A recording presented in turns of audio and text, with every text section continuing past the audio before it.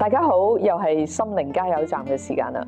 如果你有留意羅乃萱嘅面書專頁咧，你會發覺到咧，我呢排咧好中意咧俾10個建議嘅。咁有啲人問我做咩俾10個唔俾20個？10個咧啱啱擺落個 PowerPoint 度咧，你就睇得清楚啦。而且10個咧夠晒簡潔啊！咁啊，大家可以貼喺你嘅雪櫃嗰度啊，或者彼此嘅勉勵。我都成日話咧係彼此共勉嘅。咁啊，亦都有啲人話：喂，你10個咧講得太簡單啦。所以我就覺得不如趁住咧呢個心靈加油站咧，揾一啲咧我都自己幾中意嘅10個建議咧，同你再仔細啲分享下。今日喺我手裏邊咧就係俾中年人嘅10個建議啦。我第一個咧就寫啦，唔好捱夜啊，因為咧會虛耗健康老本㗎。以前後生嗰陣咧，我記得一日瞓4個鐘，2日瞓8個鐘，3日瞓12個鐘 ，no problem。而家如果一日瞓得少過6個鐘咧，第日咧係未必補得翻㗎。我記得第日咧淨係瞓到20分鐘㗎咋，然後咧就成個人咧渾渾噩噩啦咁。咁我嘅中醫咧曾經同我講過，佢話去到我哋咁嘅年紀咧，最好嗱，我講最好，即係話我未必做得到11點鐘瞓覺。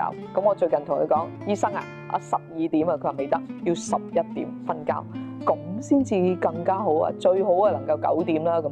咁佢仲教我另外一個養生之法咧，就係一日食2餐，早餐佢勸咗我好耐噶啦，食飯啦。我食飯個梗啦，食飯有氣力啊嘛，個腦袋咧都會多啲精神噶咁。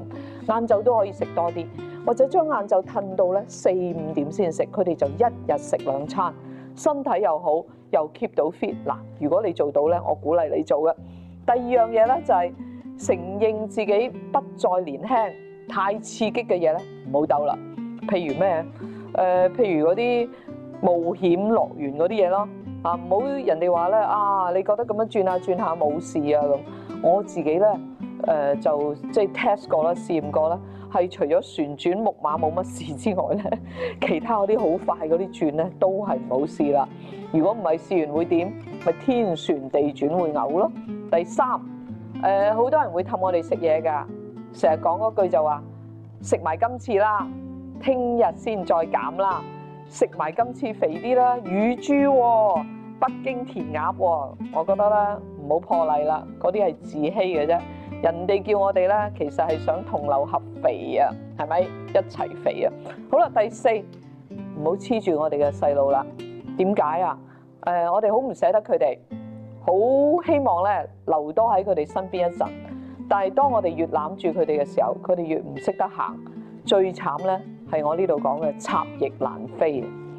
第五，與其咧同啲青春期嘅仔女爭拗咧，不如諗下自己青春期係點嘅。我成日都中意問啲爹哋媽咪嘅，我哋10幾歲嘅時候係咪乜嘢都同爹哋媽咪講㗎？係咪爹哋媽咪問咩嘢，我哋都會同佢講話係啊？我今日咧好唔開心啊，我會覺得好鬱悶啊，我唔知點解會無緣無故發脾氣啊！我哋梗係唔敢講啦，係咪？因為爹哋媽咪咧追問啊嘛，又驚爹哋媽咪煩惱啊嘛。好啦，第6，白頭髮、肚腩、皺紋、色斑。咩叫色斑咧？就係太陽出來了嘅時候，我哋出街咧好容易曬下咧，就一點點咧就開始有色斑啦。不過我好想話俾大家聽，免不了㗎啦，要生就由佢生啦。好，中年最需要嘅係節制同埋紀律。